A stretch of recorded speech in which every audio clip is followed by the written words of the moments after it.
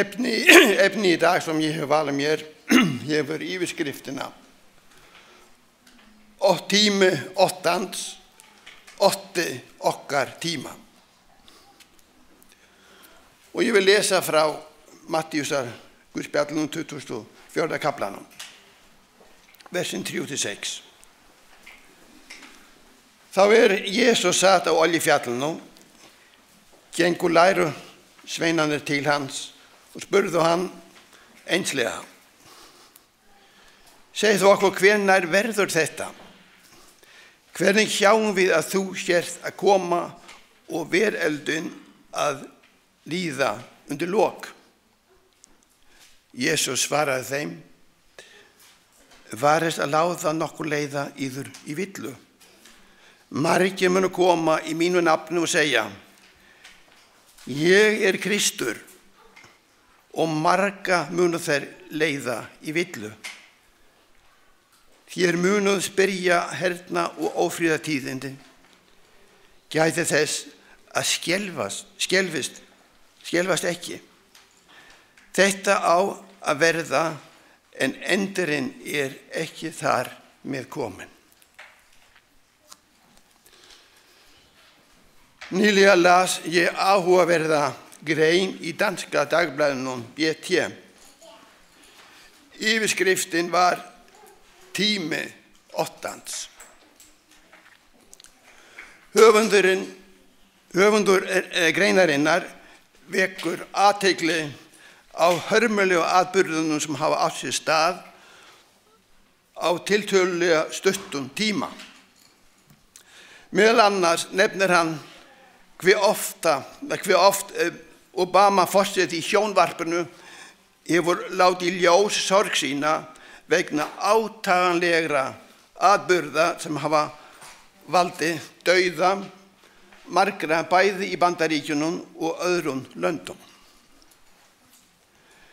Greinarhöfundurinn skrifar, vissulega árið 2016 orðið það ár þegar óttinn læsti klónum á alvöru í okkar vestræna heim. Engin skortur hefur verið á ógnvekjandi atburðum. Hann nefnir svo nokkra staði sem urðu fyrir hryðjuverkum. Ófríður og styrjaldir, morð, fjársvík, heimilisóerðir, þrætur og jafnvel uppeldi innan fjölskyldna, hræðileg slys á láði og legi. Ekki fyrirsjáanlegur neinn bati, það öðru nær. Frekar heyrist yfirvofandi hótanir stríð að daglegum fréttaflutningi. Hvað segir þetta okkur? Við þurfum því sem stendur í ritningunni síðustu daga þessara jarðar.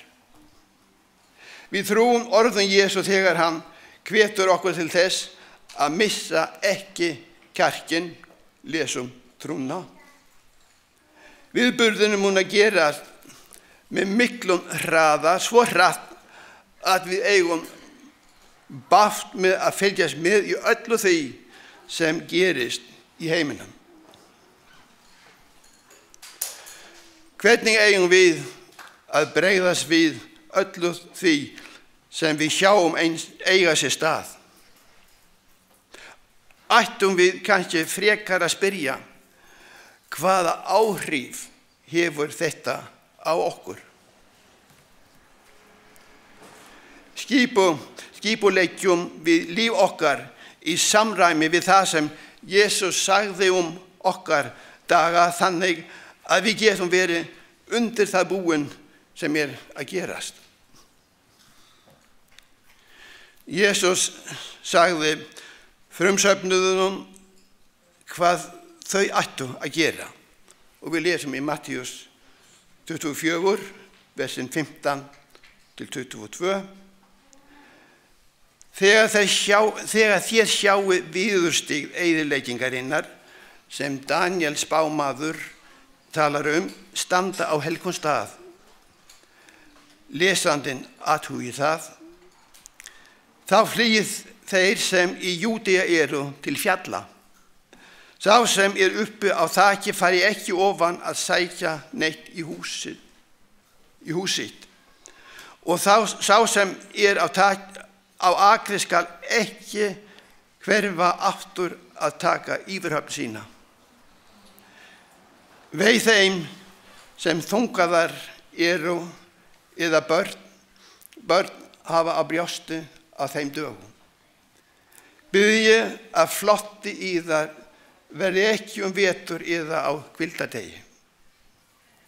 Þá verður sú mikla þrenging sem enginn hefur þvílík verið frá upphafi heims allt til þessa og verður aldrei framar.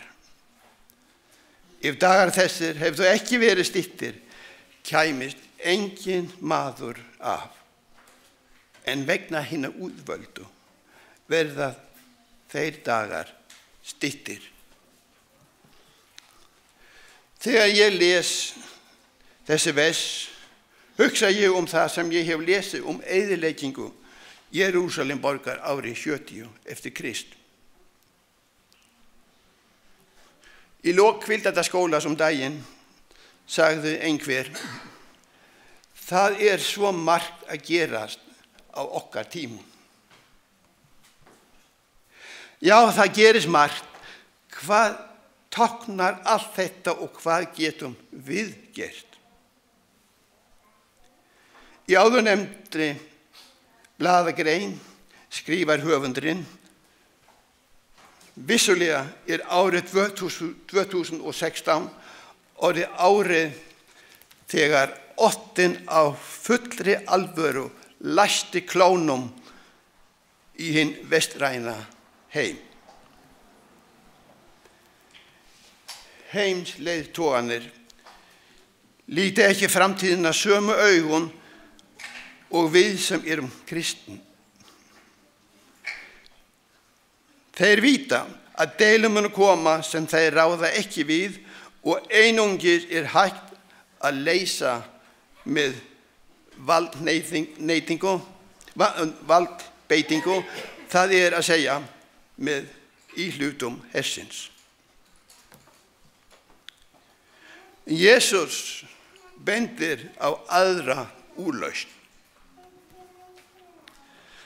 Við lesum í Mattíus 24. Fagnaðar erindi ríki verður predika alla heimsbyggðina til þess að allar þjóðir fái að heyra það og þá mun endurinn koma. Þetta lausn Krists á deilunum sem eru í vændum. Hvernig munu stórmenni heimsins bregðast við ósamkomulagi og deilum sem bara ágerast eða sem bara hervald ræður við? Ég ætla að lesa síðustu orð greinarinnar sem ég hef verið að vísa í. Það ólíkt auðveldara að krefjast þess að fleiri lögreglumenn séu á götum úti og að fá þjóðfélagið til þess að vera lifandi sönnum þess að vestrænt lýðræði sé bölsínum mönnunum fremra.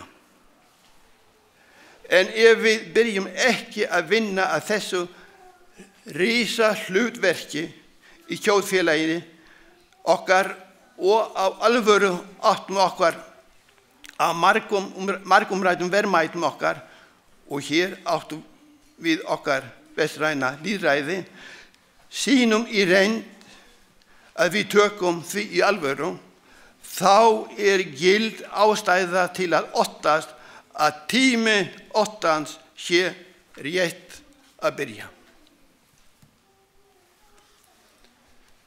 Greinar höfundurinn telur sem sagt þegar hann skoðar stöðu heimsmála á okkar dögum að tími otta og hræslu nýbyrjaður.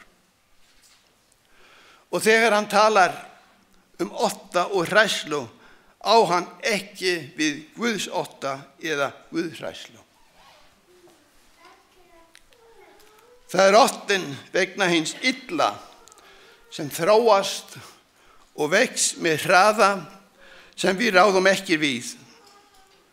Að samaskapa vex tjáningin sem mannvonskan veldur hinum saklausa.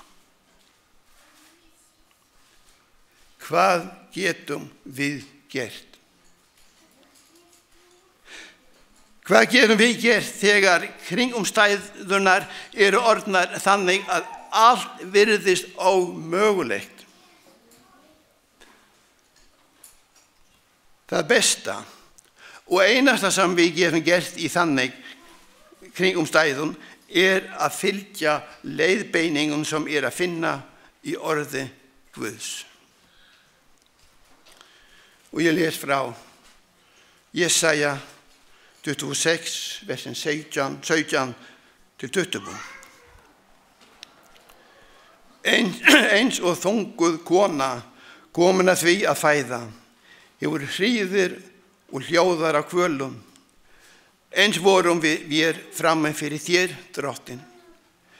Við vorum þunguð, fengum hríðir og það sem fættist var sem vindur. Við færðum jörðinni enga hjálp, engir jarðarbúðar fættust.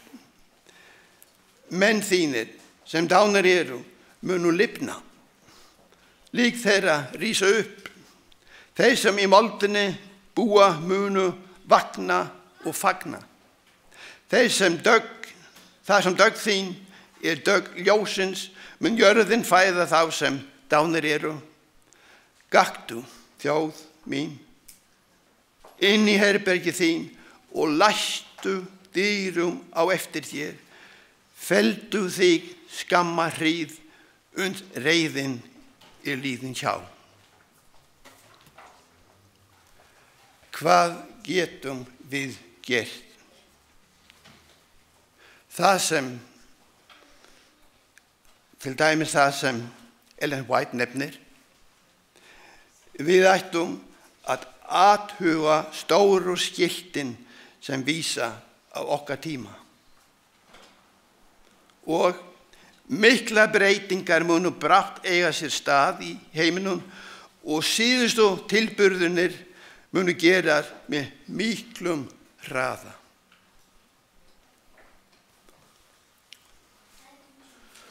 Okkur hafa orðið á mistök.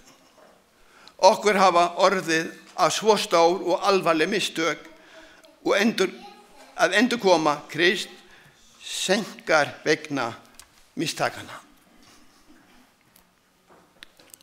Ástand heimsins svo alvarleg að það segir okkur greinilega að tíminn sem eftir mjög stuttur. Hver stuttur vitum við ekki. Þess vegna verðum við að haga lífinu þannig að það bæði sjáist og heyrist að boðskapur Guðs mikilvægur og að við tökum hann alvarlega. Heyrum hvað stendur í Hebreabréfunum 10. kaflanum, versin 37 til 39. Því að innan harla skamms tíma mun sá koma sem koma á og ekki dvelst honum.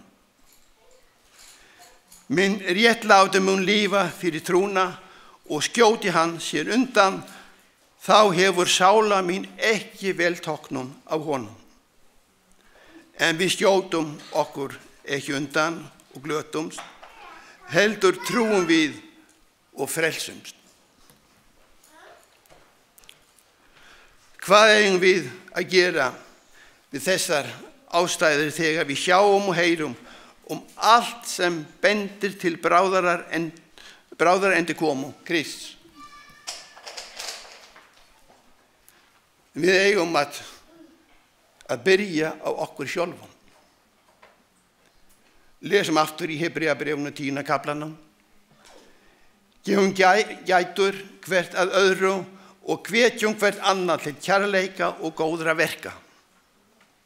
Vanrækið ekki safnaðar samkomur ykkar eins og sumra síður, heldur upp örfi hvert annað og það því fremur sem því sjáið að dagurinn færist nær. Tíminn stendur ekki í stað. Það sem gerist í kringum okkur gerist hratt. Stutta tíma sem eftir verðum við að hagnýta þannig að boðskapurinn bæði sjáist og heyrist greinilega. Söfnuðurinn okkar lítil en boðskapurinn sem okkur falinn að boða stór og mjög mikilvægur. Eins og sagt var við fjárhirðana við fæðingu frelsarans.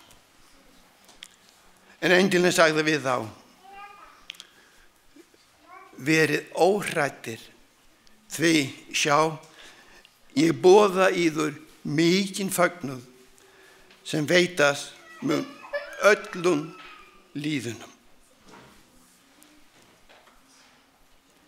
Tími óttans byrjaður stóð í danska dagblaðinu.